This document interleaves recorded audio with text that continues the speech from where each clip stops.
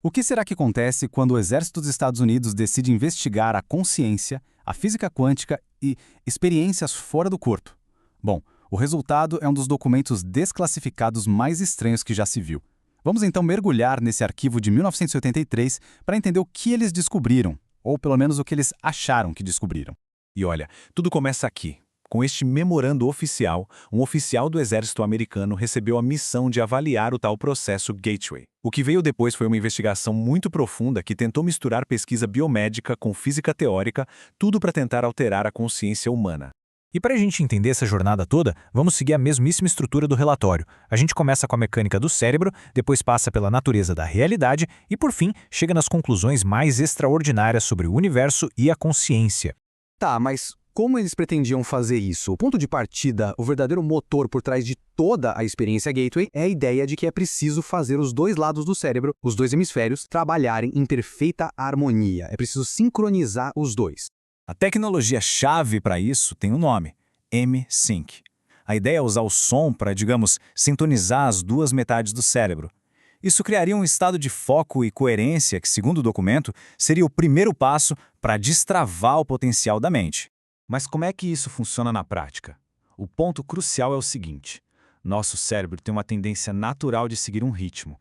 O M-Sync se aproveita disso com as batidas binaurais. Basicamente, são sons com frequências um pouquinho diferentes em cada ouvido, que servem para guiar as ondas cerebrais para estados bem específicos, como o estado θ, que muita gente conhece da meditação profunda, ou de picos de criatividade. E isso não é só teoria, não. O relatório tem até esses diagramas para mostrar exatamente quais áreas do cérebro eram o alvo. A sincronização desses pontos é o que, supostamente, criaria esse estado mental unificado e superpoderoso, o verdadeiro portal da experiência. Certo. Com o cérebro preparado, o relatório dá um salto gigantesco para um território muito mais estranho. Agora, ele propõe uma teoria radical sobre a própria natureza da realidade. E é aqui que a coisa começa a ficar, assim, cósmica de verdade. O processo Gateway exige uma mudança radical de perspectiva. É preciso sair da ideia de um mundo feito de coisas sólidas e entrar na visão de um universo que, na sua essência, é uma imensa teia de campos de energia vibrando em diferentes frequências. E aqui tem uma citação direta que resume essa ideia. O documento argumenta que, se tudo é energia, então a realidade que a gente percebe é uma espécie de projeção holográfica.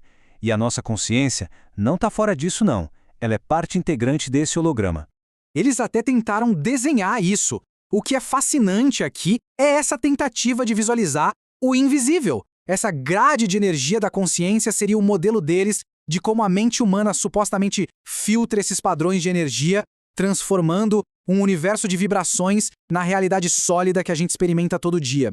Bom, se a realidade é um holograma, a próxima pergunta lógica que o relatório faz é: será que dá para sair dele? É aqui que a teoria fica ainda mais ousada. O documento criou um termo para isso: clicking out. A ideia é que, ao atingir um estado de altíssima frequência cerebral, a consciência pode, literalmente, clicar para fora das regras normais da nossa dimensão e perceber a realidade de um jeito completamente novo. E este diagrama, por mais abstrato que pareça, tenta ilustrar esse conceito. A consciência é vista como uma onda de energia que, em certo ponto, ultrapassa a barreira fundamental da nossa realidade física, o que eles chamam de distância de Planck, e acessa um reino de potencial puro, que o relatório batizou de o absoluto. Uma vez nesse estado, o relatório afirma que uma série de habilidades extraordinárias se torna possível, desde resolver problemas complexos acessando uma base de conhecimento universal até, em teoria, viajar pelo tempo ou influenciar a matéria com o poder da consciência. Para explicar como tudo isso poderia funcionar, o relatório vai além e propõe seu próprio modelo cosmológico. É uma tentativa de mapear toda a história e o futuro do universo. Apresento a vocês o ovo cósmico. Nesse modelo, o universo inteiro existe dentro dessa forma de donut. Ele nasce de um buraco branco numa ponta, se expande e evolui e, finalmente, é reabsorvido por um buraco negro na outra ponta, num ciclo que nunca acaba. E a implicação mais alucinante desse modelo é sobre o tempo.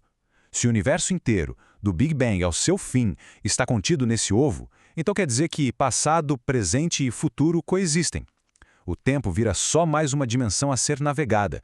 E é isso que, para os autores do relatório, justificaria, em teoria, a possibilidade de viajar no tempo. Finalmente, a gente chega na conclusão do documento. É onde ele tenta definir a natureza fundamental da consciência e qual seria o seu destino final no grande esquema do universo. Essa citação é, talvez, a mais profunda do relatório inteiro. Ela redefine a consciência, não como algo que o cérebro produz, mas como uma força fundamental do universo, a força que organiza energia e cria a própria realidade. Então, resumindo, a conclusão do relatório é puramente metafísica. A ideia é que cada consciência individual é uma fração da consciência universal. E a morte, nesse modelo, não é um fim, mas sim um retorno à fonte, enriquecendo o todo com as experiências únicas que foram acumuladas durante a vida. E assim, a jornada por este documento notável chega ao fim.